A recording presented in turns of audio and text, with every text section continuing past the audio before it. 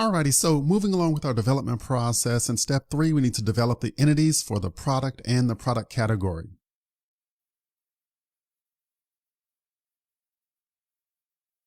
Alrighty, now the first thing we need to do is import the Spring Boot project.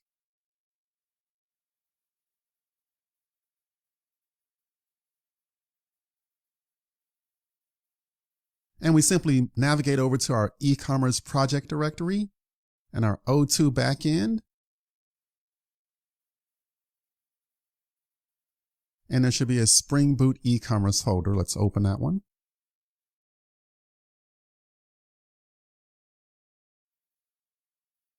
And so now we'll simply just go through the IntelliJ wizard for importing a project. So make sure you choose the Maven project.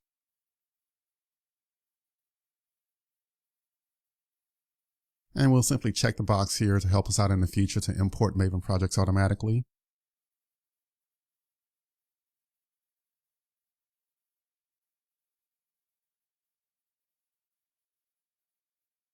You can keep the defaults here on this screen. I'm using Java 13, but whatever version of Java you have installed, just make sure it's listed there. And you can keep all the other defaults and hit finish.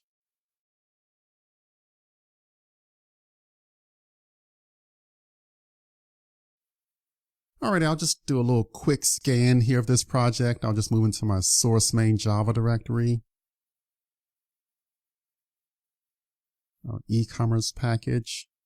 And I'll just open up this main application, the Spring Boot e-commerce application. So this is our Spring Boot app that we get for free.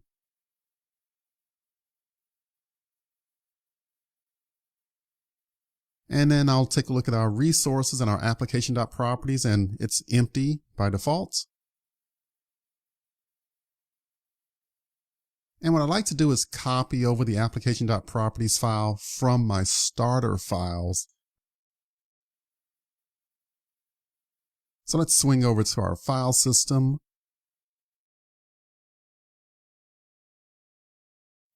In our e-commerce project folder, in our O1 starter files, we have an application.properties. Let's copy that file and let's paste it here into the resources directory. And let's hit OK, and we overwrite the existing file.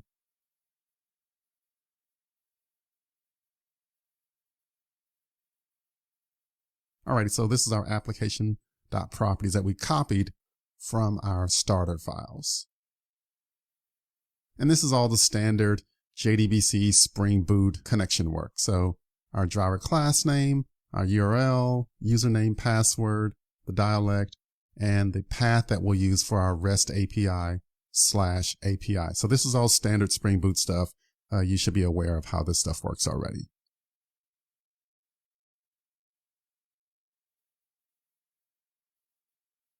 All right, so now it's step 3 of developing the entities.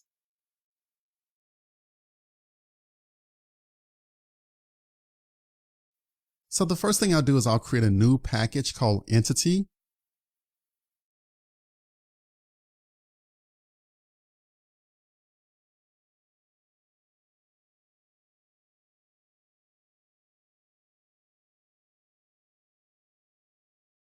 And then I'll create a new Java class called product.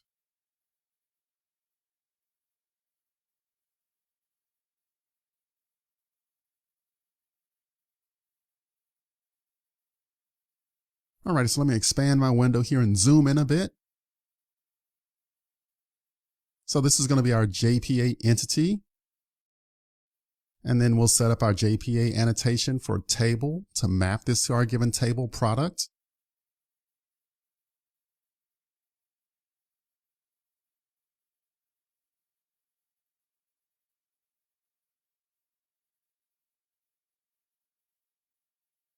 And then I'll make use of this data annotation from the Lombok project.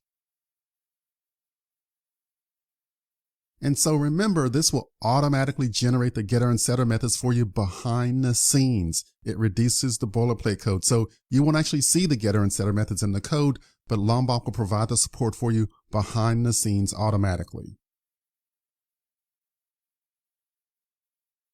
And now I'll simply go through and define fields here to map to the given database tables. And so this is kind of straightforward, more the same.